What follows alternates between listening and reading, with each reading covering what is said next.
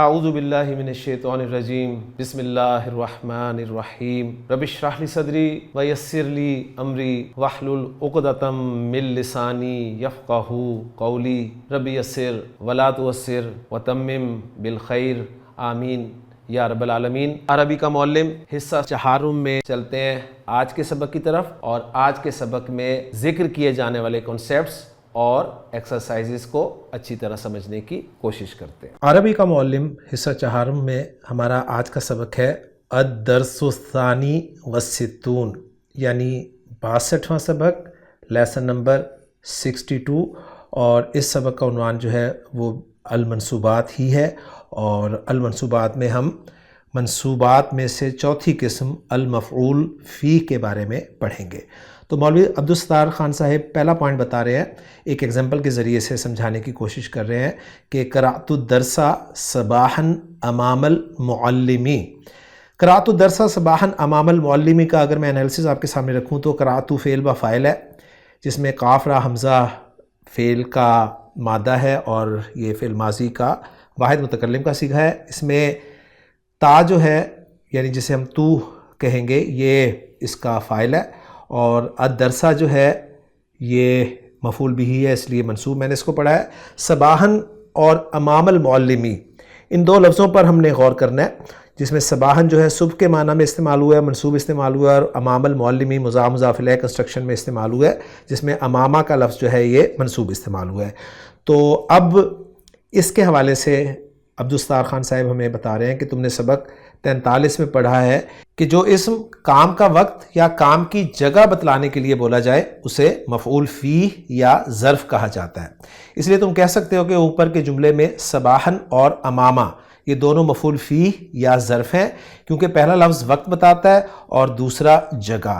یہ بھی کہہ سکتے ہو کہ پہلا ظرف زمان ہے اور دوسرا ظرف مکان۔ دوسرا پوائنٹ بتا رہے ہیں کہ ظرف زمان اور مکان کے بہتیرے الفاظ تو پچھلے سبقوں میں متفرق طور سے اور ضمنی طریقے سے تم نے پڑھ لیے ہیں۔ یہاں پر اکثر اسماء ظرف اکٹھا لکھ دیے جاتے ہیں، تو یہاں پر آپ کو مختلف ظرف زمان اور ظرف مکان جو ہیں وہ بتا رہے ہیں۔ اس میں پہلا ظرف زمان بتا رہے ہیں ثانیہ، جو کہ سیکنڈ کے لیے استعمال ہوتا ہے، اس کے بعد دقیقہ جو منٹ کے لیے استعمال ہوتا ہے، اور پھر ساعہ جو گھنٹے کے لیے استعمال ہوتا ہے۔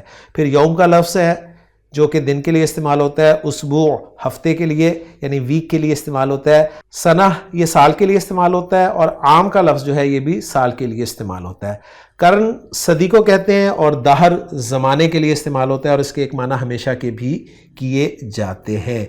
حین کا لفظ جس کی جمع احیان مولوی عبدالستار خان صاحب بتا رہے ہیں، یہ وقت کے لیے لفظ استعمال ہوتا ہے۔ بکرہ صبح سویرے کے لیے لفظ استعمال ہوتا ہے، اصیل شام کے لیے، صباح صبح کے لیے، مساء شام کے لیے، لیل رات کے لیے، نہار دن کے لیے، ابد لفظ جو ہے یہ ہمیشہ کے لیے استعمال ہوتا ہے۔ ترکیب میں ظرف زمان پر حرف جر داخل نہ ہو تو وہ ہمیشہ منصوب ہوگا، اور مضاف نہ ہو تو آخر میں تنوین آتی ہے۔ تو ظرف زمان کے استعمال کے حوالے سے بہت اہم پوائنٹ بتا رہے ہیں کہ جب بھی یہ ترکیب میں استعمال ہوگا تو اگر اس سے پہلے حرف جر نہ ہو، ظرف زمان کی بات کر رہا ہوں، تو وہ ہمیشہ منصوب ہوگا، اور مضاف نہ ہو تو آخر میں تنوین آئے گی۔ یعنی ثانیہ اگر استعمال ہوگا تو ثانیہ تن پڑھا جائے گا، دقیقتن، ساعتن، یومن، سنتن، آمن، کرنن، دہرن، کلیئر ہوگی۔ اور اگر یہ مضاف ہو کر استعمال ہوں گے تو پھر ان پہ سنگل حرکت آئے گی اور پڑھے منصوب ہی جائیں گے، ذہن میں رکھیے گا۔ اور ایگزامپل دے رہے ہیں اذکر اللہ بکرۃ و اصیلا، تو بکرۃ دیکھیں تنوین کے ساتھ استعمال ہوا ہے اور منصوب استعمال ہوا ہے، اس سے پہلے نہ تو کوئی حرف جر ہے اور نہ ہی یہ مضاف بن رہا ہے، اور اصیلاً کا لفظ بھی بالکل اسی طرح ہے۔ مزید بتا رہے ہیں کہ مگر ظرف زمان میں سے وہی الفاظ منصوب ہوں گے جو مبہم یعنی غیر معین ہوں، جیسے فوق کا لفظ ہے، تحت کا لفظ ہے، امام کا لفظ ہے، قدام کا لفظ ہے جو کہ آگے یا سامنے کے معنی میں استعمال ہوتا ہے، خلف کا لفظ ہے پیچھے کے معنی میں، وراء کا لفظ ہے یہ بھی پیچھے کے معنی میں استعمال ہوتا ہے۔ اور پوائنٹ دے رہے ہیں مولوی عبدالستار خان صاحب کہ وراء جو ہے یہ کبھی آگے اور سوا کے معنی میں بھی استعمال ہوتا ہے۔ قبل پہلے کے لیے، قبیل تھوڑی دیر پہلے کے لیے، بعید تھوڑی دیر پیچھے کے لیے، بعد، اذا مقابل کے لیے، حذا یہ بھی مقابل کے لیے، اور تجاہ یہ طرف یا مقابل کے لیے۔ تلقاء طرف کے لیے، مع ساتھ کے لیے، عندہ ظرف کے لیے، لدن پاس کے معنی میں استعمال ہوتا ہے، اور لدن اور لدا کے بارے میں بتا رہے ہیں کہ ان پر کوئی اعراب نہیں آئے گا۔ لدا یہ بھی پاس کے لیے ہے، بینا درمیان کے لیے، بینا یدئی سامنے یا آگے کے لیے، اور یمیناً دائیں طرف کے لیے، شمالاً بائیں طرف کے لیے، یساراً بائیں طرف کے لیے، شرقاً غرباً جنوباً شمالاً، یہ جو ہماری جہتیں ہوتی ہیں انہیں ہم سمتیں کہتے ہیں، ان کے لیے لفظ استعمال ہوتے ہیں۔ اور شمالاً کے بارے میں پوائنٹ بتا رہے ہیں کہ شمالاً شین کی فتحہ کے ساتھ جو استعمال ہوتا ہے یہ نارتھ کے لیے استعمال ہوتا ہے، اور شمال جو شین زیر کے ساتھ استعمال ہوتا ہے نا وہ بائیں ہاتھ یا بائیں طرف کے لیے استعمال ہوتا ہے۔ یہ آپ نے پوائنٹ اچھی طرح نوٹ کرنا ہے۔ اور نبی کریم صلی اللہ علیہ وسلم کی وہ حدیث ہے نا جو میں اکثر لسان القرآن میں ذکر کرتا ہوں کہ آپ صلی اللہ علیہ وسلم نے فرمایا کہ لا تاکلوا بالشمالی، تو وہاں پر شمال کا لفظ ہے تو بائیں ہاتھ کے لیے وہ لفظ استعمال ہوا ہے کہ بائیں ہاتھ سے مت کھایا کرو۔ فرسخن جو ہے یہ 3 میل کے لیے لفظ استعمال ہوتا ہے، اور میلن جو ہے یہ میل کے لیے، اور بریدن یہ تقریباً 12 میل کا ٹپا ڈاک یا قاصد کے لیے لفظ استعمال ہوتا ہے۔ اب آگے تنبیہ نمبر 1 بتا رہے ہیں کہ اندہ اور لدن ہم معنی ہیں، فرق اتنا ہے کہ اندہ اشیاء اور معانی اور حاضر اور غائب سب کے لیے بول سکتے ہیں، مگر لدن صرف حاضر اشیاء کے لیے کہا جاتا ہے۔ مثلا حاضل قولو اندی ثوابن کہہ سکتے ہیں، لدنی ثوابن نہیں کہا جاتا۔ اسی طرح اندی کتابن اس وقت بھی کہہ سکتے ہیں جبکہ کتاب تمہارے پاس حاضر نہ ہو بلکہ تمہارے گھر پر یا کہیں اور ہو، مگر لدنی کتابن اسی وقت کہہ سکتے ہیں جبکہ کتاب تمہارے پاس موجود ہو۔ لدا اور اندہ میں بھی یہی فرق ہے۔ تو بہت اہم پوائنٹ بتایا ہے مولوی عبدالستار خان صاحب نے کہ لدن اور اندہ جو ہیں یہ ہم معنی ہے، بس فرق یہ ہے کہ اندہ جو ہے یہ اشیاء اور معانی اور حاضر اور غائب سب کے لیے بول سکتے ہیں، لیکن لدن صرف حاضر اشیاء کے لیے کہا جاتا ہے۔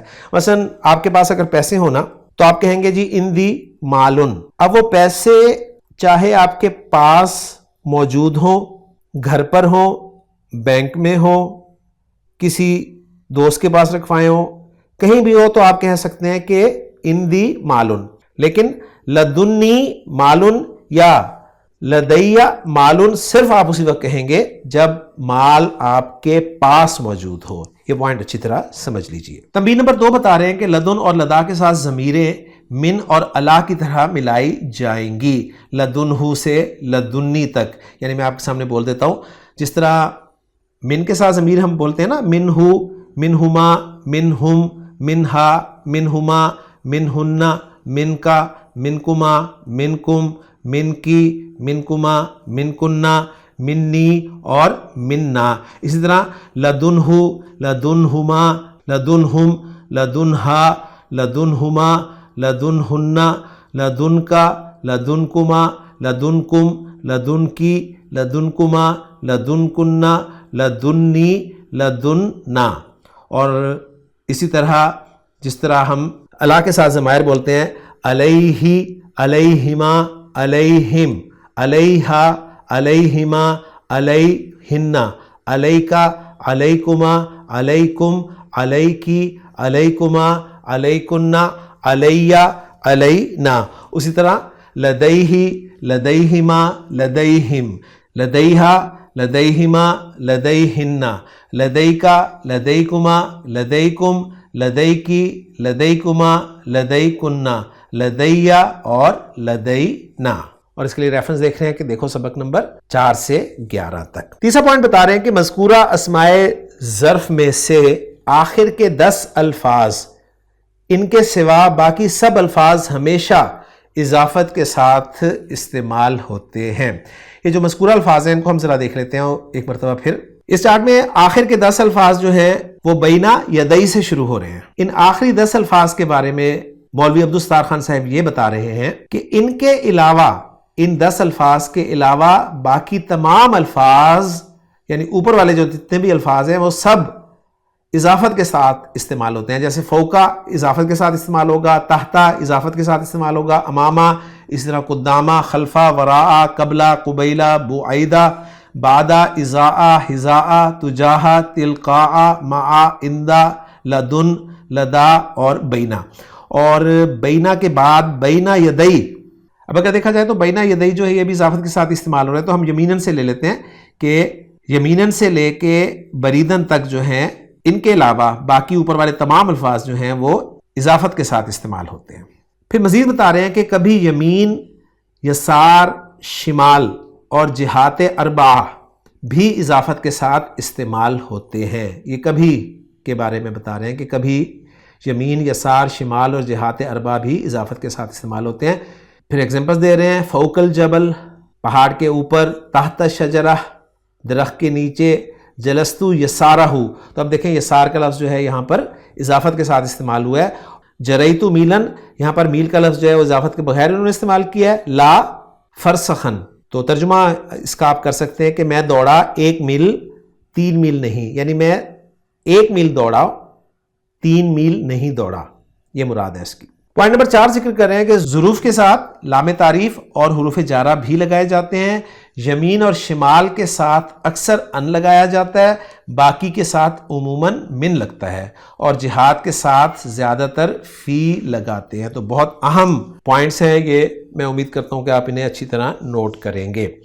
مثالیں دے رہے ہیں، عن الیمینی و عن الشمال قعید، سورہ قاف سے آیت کا ریفرنس دیا انہوں نے، اور تجری من تحتها الانہار، تو یہاں پر دیکھیں یمین پر ال بھی داخل ہوا ہوا ہے، شمال پر بھی ال داخل ہوا ہوا ہے، اور ان ان کے ساتھ حرف جر بھی لگا ہوا ہے، جبکہ تحت کا لفظ جو ہے اس کے ساتھ من لگا ہوا ہے۔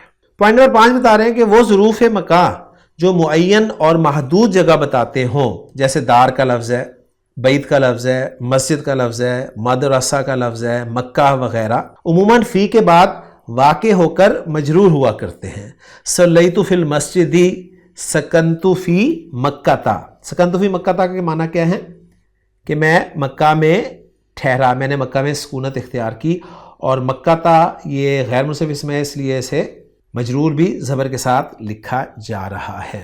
مزید بتا رہے ہیں کہ مگر دخلا، نزلہ اور سکنہ کے بعد مذکورہ اسماء ظروف اکثر بغیر فی کے بولے جاتے ہیں اور منصوب ہوتے ہیں، جیسے دخلت المسجدہ، میں مسجد میں داخل ہوا، تو یہ نہیں کہا جائے گا کہ دخلت فی المسجدی، کہہ دیں تو غلط نہیں ہوگا لیکن بغیر فی کے نے بولا جائے گا۔ نزلت قریۃً، سکنت مکہ تا، جیسے سکنت فی مکہ تا کہا تھا نا، یعنی سکنت فی مکہ تا بھی ٹھیک ہے لیکن سکنت مکہ تا یہ بولنا زیادہ اچھا ہے۔ پوائنٹ نمبر 6 بتا رہے ہیں کہ بعض اسماء ظروف مبنی ہوتے ہیں اور ان کو کیٹیگرائز کر رہے ہیں الف گروپ کی صورت میں، کہ قطو یہ کبھی کے معنی میں استعمال ہوتا ہے زمانہ ماضی کے لیے، یعنی جب آپ کہنا چاہتے ہیں نا میں نے کبھی جھوٹ نہیں بولا تو آپ اس کے لیے قطو کا لفظ استعمال کریں گے۔ اوزو ہرگز یا کبھی کے لیے استعمال ہوگا اور زمانہ مستقبل کے لیے۔ ان الفاظ کے بارے میں بتا رہے ہیں کہ دونوں ظرف زماں ہیں اور ضمہ پر مبنی ہے، یعنی یہ مبنی ہے اور ہمیشہ پیش کے ساتھ استعمال ہوں گے۔ ایگزامپلس دے رہے ہیں، ما شربت الخمر قطو، یعنی میں نے شراب کبھی نہیں پی، ولا اشربوہا اودو، اور نہ میں کبھی پیوں گا۔ تو بہت اچھی ایگزامپل کے ساتھ انہوں نے قطو اور اودو کو ذکر کر دیا۔ دوسرے گروپ میں حیثو کے بارے میں بتا رہے ہیں کہ حیثو جو ہے یہ جہاں، جبکہ اس لیے کہ معنی میں استعمال ہوتا ہے اور یہ ظرف مکان ہے اور زماں کے لیے بھی آتا ہے، ضمہ پر مبنی ہے اور یہ لفظ جملے کی طرف مضاف ہوا کرتا ہے، یعنی مضاف ہو کر تو آتا ہی آتا ہے لیکن اس کا مضاف الیہ جو ہے وہ جملہ ہوتا ہے۔ ایگزامپل دیکھیں قرآن مجید سے، ثم افیدو من حیث افاد الناس، یعنی پھر تم چل پڑو جہاں سے سب لوگ چل پڑے ہیں۔ اور تیسرا گروپ جیم سے جو ذکر کر رہے ہیں وہ قبل اور بعد کے الفاظ پر مشتمل ہے۔ ان کے بارے میں بتا رہے ہیں کہ دراصل یہ مورب الفاظ ہیں لیکن جب ان کا مضاف الیہ حذف کر دیا جائے تو وہ ضمہ پر مبنی ہو جاتے ہیں، جیسے للہ الامر من قبل و من بعد، یعنی قبل کل شیء و بعد کل شیء۔ اکثر اسٹوڈنٹ جو ہیں وہ سوال کیا کرتے ہیں کہ جی قبل جو ہے اور بعد، یہ دو الفاظ قرآن مجید میں ہمیں نظر آتے ہیں اور ان سے پہلے حالانکہ حرف جر من ہوتا ہے لیکن پھر بھی یہ پیش کے ساتھ آتے ہیں، تو اس کی وجہ یہ ہوتی ہے کہ اگر ان کا مضاف الیہ محذوف ہو تو پھر یہ مبنی بر ضمہ ہوتے ہیں۔ اس کے بعد بتا رہے ہیں کہ لا غیرو بھی جب مقتول اضافت ہو تو ضمہ پر مبنی ہوتا ہے، اگرچہ یہ ظرف نہیں ہے۔ لا غیرو کے بارے میں بتا رہے ہیں کہ جب اس کا بھی مضاف الیہ محذوف ہو تو یہ بھی مبنی بر ضمہ ہوتا ہے، اگرچہ یہ ظرف نہیں ہے۔ اور ایگزامپل دے رہے ہیں کہ انا آکل الفواکہ لا غیرو، یعنی لا آکلو غیرہا۔ تنبیہ نمبر 3 دے رہے ہیں کہ بعض اوقات بادو کے معنی اب تک ہوتے ہیں، لم یقض الامر بادو، اب تک معاملے کا فیصلہ نہیں کیا گیا۔ اگلا گروپ دال کی ہیڈنگ کے تحت اس میں لفظ ذکر کر رہے ہیں، ہا ہنا یہاں کے معنی میں، ہناکا اور ہنالکا وہاں کے معنی میں یا اس وقت کے معنی میں، ثما یا ثمہ وہاں یا اس طرف کے معنی میں استعمال ہوتے ہیں۔ یہ الفاظ اسماء اشارہ ہیں اور ظرفیت کے معنی بھی لیے ہوئے ہیں، اس لیے اسماء ظروف بھی ہیں۔ اور قرآن مجید سے ایگزامپلز دے رہے ہیں ان کی کہ انا ہا ہنا قاعدون، سورہ مائدہ کی آیت کا ریفرنس دیا ہے۔ حضرت موسیٰ کی قوم نے کہا تھا کہ موسیٰ تم اور تمہارا رب لڑو، ہم تو یہاں پر بیٹھے ہیں۔ من جالس ہناکا، وہاں کون بیٹھا ہے؟ ہنالکا دعا زکریا ربہ، آل عمران سے آیت کا ریفرنس ہے، اور فَأَيْنَمَا تُوَلُّوا فَثَمَّ وَجْهُ اللَّهِ، سورہ نمبر بقرہ آیت نمبر 115 اس کا ریفرنس دیا ہے۔ تنبیہ نمبر 4 میں بتا رہے ہیں کہ من ثم اسی لیے یا اسی وجہ سے ان معنی میں استعمال ہوتا ہے، اور الخمر تزیل العقل ومن ثم حرمت فی الاسلامی ایگزامپل کے ذریعے اس کا استعمال بتا رہے ہیں کہ الخمر تزیل العقل، شراب جو ہے یہ عقل کو زائل کر دیتی ہے، ومن ثم اور اسی وجہ سے یا اسی لیے حرمت فی الاسلامی اسے اسلام میں حرام کیا گیا ہے۔ یہاں پر آپ پوائنٹ دیکھیں، حرمت فعل مجہول استعمال کیا گیا اور واحد مؤنث غائب کا صیغہ استعمال کیا گیا، گویا ہیا کی ضمیر اس کا نائب فاعل ہے اور وہ الخمر کی طرف ضمیر لوٹ رہی ہے۔ تو وہ جو ہم نے ٹاپک پڑھا تھا نا مذکر مؤنث کے حوالے سے، جنس کا ٹاپک لسان القرآن میں، تو یہاں پر وہ ثابت ہو گیا کہ شراب کے نام جو ہیں وہ یا شراب عرب مؤنث بولتا ہے۔ ویسے تو تزیلو سے بھی پتہ چل رہا ہے کہ زائل کر دیتی ہے، یزیلو نہیں کہا گیا، تزیلو کہا گیا ہے۔ اگلا گروپ جو ہے اس میں الفاظ ذکر کر رہے ہیں اینا، انا، ایانا اور متا۔ یہ الفاظ استفہام کے لیے بھی آتے ہیں، شرط کے لیے بھی آتے ہیں، اور ان کے لیے اسباق کے ریفرنسز بھی دیے ہیں۔ استفہام کے لیے سبق نمبر 13 کا ریفرنس دیا ہے، اور شرط کے لیے سبق نمبر 56 کا ریفرنس دیا ہے، اور ظرفیت کے معنی بھی لیے ہوئے ہیں، اس لیے اسماء ظرف میں بھی شمار ہوتے ہیں۔ اینا ظرف مکان ہے، انا مکان اور زمان دونوں کے لیے آتا ہے، ایانا اور متا زمان کے لیے آتے ہیں۔ کبھی اینا اور متا کے ساتھ ما بڑھا کر اینما اور متا ما کہا جاتا ہے۔ تو بہت اہم سبق ہے جی، میں سمجھتا ہوں، اور ظروف کے حوالے سے بہت اہم انفارمیشن جو ہے اس سبق میں موجود ہے۔ تنبیہ نمبر 5 دے رہے ہیں کہ ایانا اور متا کے معنی ایک ہیں، لیکن ایانا سے زیادہ اہم بات کا سوال کیا جاتا ہے۔ ایگزامپل دے رہے ہیں قرآن سے، ایانا یوم الدین یعنی بدلے کا دن کب ہے، ایانا یوم القیامہ، متا یوم القیامہ بھی کہا جاتا ہے، یعنی متا سے جو ہے وہ عام یا خاص دونوں کے بارے میں بات کی جا سکتی ہے، لیکن ایانا سے خاص کی بات ہوگی، ذہن میں رکھیے گا۔ اس لیے بتا رہے ہیں کہ ایانا ذاہب انتا نہیں کہیں گے، یہاں پر متا ذاہب انتا کہا جائے گا۔ اگلی لسٹ جو ہے واو حرف کے تحت گروپ میں ذکر کر رہے ہیں، کلما جب کبھی، ریثما ذرا دیر یا جب تک کے لیے، طالما عرصہ دراز سے، اکثر اوقات، قلما بہت کم، بعض اوقات۔ ان الفاظ کے بارے میں بتا رہے ہیں کہ یہ الفاظ بھی ظرف زماں ہو جاتے ہیں، اور ایگزامپل دے رہے ہیں اس کی سورہ مائدہ سے، کلما اوقدوا نارن للحرب اطفأہا اللہ، یعنی جب کبھی وہ کافر لڑائی کی آگ بھڑکاتے ہیں تو اللہ اسے بجھا دیتا ہے۔ دوسری ایگزامپل، وقف الغلام ریثما صلینا، لڑکا اتنی دیر کھڑا رہا کہ ہم نے نماز پڑھ لی۔ طالما کننا ننتظرک، عرصہ دراز سے ہم آپ کا انتظار کر رہے تھے۔ قلما رأیناہ، ہم نے اسے بہت کم دیکھا ہے۔ تو عام عربی میں یہ لفظ استعمال ہوں گے، ذہن میں رکھیے گا۔ قرآن مجید میں قلما، طالما وغیرہ جو ہیں یہ استعمال نہیں ہوئے۔ اگلا گروپ جو ہے وہ زا حرف کے تحت ذکر کر رہے ہیں، اس میں بتا رہے ہیں کہ اذا شرطیہ جب کے معنی میں، از جب کے معنی میں، یہ دونوں جو ہیں اذا اور از یہ ظرف زماں ہیں۔ اذا عموماً زمانہ مستقبل کے لیے آتا ہے اگرچہ ماضی پر داخل ہو، اذا السماء شقت جب آسمان پھٹ جائے گا، اور از اکثر زمانہ ماضی کے لیے آتا ہے اگرچہ مضارع پر داخل ہو، اور اس کی ایگزامپل دے رہے ہیں، سورہ بقرہ سے آیت نمبر 127 کہ وَإِذْ يَرْفَعُ إِبْرَاهِيمُ الْقَوَاعِدَ مِنَ الْبَيْتِ وَإِسْمَاعِيلُ، اور جب ابراہیم اور اسماعیل بیت اللہ کی بنیادیں اٹھا رہے تھے. تو آپ دیکھیں کہ انشقت جو ہے ماضی کا صیغہ ہے، اذا استعمال ہو رہا ہے، ترجمہ ہم مستقبل میں کر رہے ہیں. یرفع مضارع کا صیغہ ہے، اذ استعمال ہو رہا ہے اور ترجمہ ہم ماضی میں کر رہے ہیں. تنبیہ نمبر 5 دے رہے ہیں کہ اذا شرطیہ کے بعد ہمیشہ فعل آتا ہے اور اس کے بعد فعل بھی آ سکتا ہے اور اسم بھی. ایگزامپل دے رہے ہیں اذ ہما فی الغار، جب وہ دونوں غار میں تھے.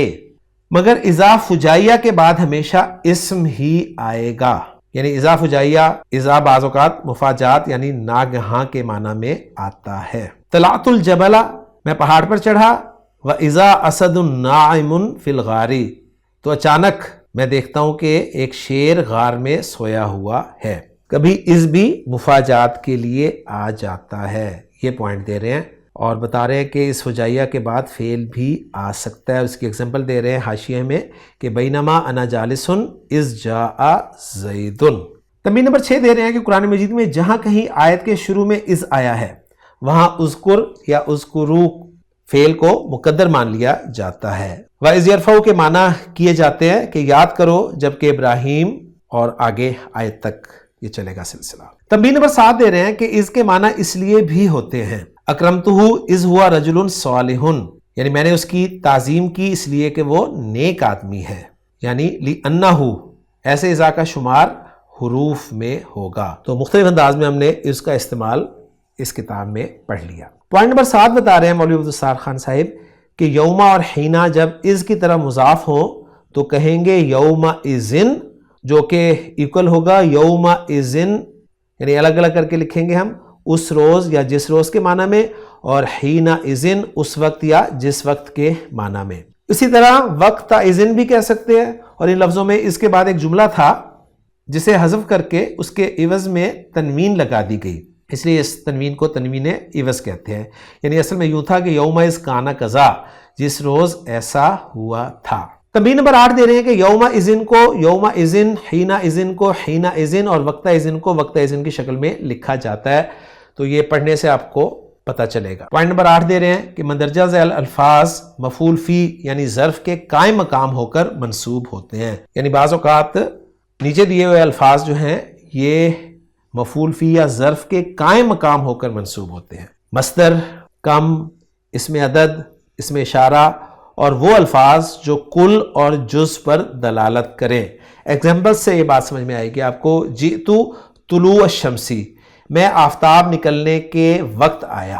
تو طلوع جو ہے یہ مصدر ہے، تو سورج کے طلوع ہونے کے وقت، تو یہاں پر مصدر جو ہے وہ منصوب آیا ہے. حالانکہ طلوع کا لفظ جو ہے یہ مصدر ہے اور یہ ظرف نہیں ہے، لیکن یہ ظرف کے قائم مقام ہو کے منصوب ہے. اسی طرح کم لبستہ یعنی کم یومن یا کم سنتن لبستہ، لبستو اربعۃ ایامن، اربعۃ جو ہے یہ عدد استعمال ہو گیا. اسی طرح وقفتو ہذہ ناحیۃ، ناحیہ جو ہے جانب کے لیے لفظ استعمال ہوتا ہے جس کی جمع نواح آتی ہے. مشیتو کلن نہاری، اب کل کا لفظ ظرف نہیں ہے لیکن منصوب ظرف ہونے کی وجہ سے ہے. یا طولن نہاری یا ربع اللیلی. اور تنبیہ نمبر 9 بتا رہے ہیں کہ تیسری مثال میں کم اور چوتھی میں اسم اشارہ محلن منصوب ہوں گے کیونکہ مبنی ہیں اور ان پر لفظی اعراب نہیں آ سکتا. تو الحمدللہ جی یہاں تک مولوی عبدالستار خان صاحب نے ہمیں المفعول فی کے بارے میں بتایا. اب منصوبات میں سے اگلا منصوب جو ہے وہ المفعول معہ کے بارے میں ہمیں بتا رہے ہیں پوائنٹ نمبر 9 کی صورت میں. جو اسم واو معیت کے بعد واقع ہو اسے مفعول معہ کہا جاتا ہے اور وہ منصوب ہوتا ہے. ایگزامپل دے رہے ہیں سرتو والشارع، میں سڑک کے ساتھ ساتھ چلا گیا. سافرتو واخاکا، میں نے تیرے بھائی کے ساتھ ساتھ سفر کیا.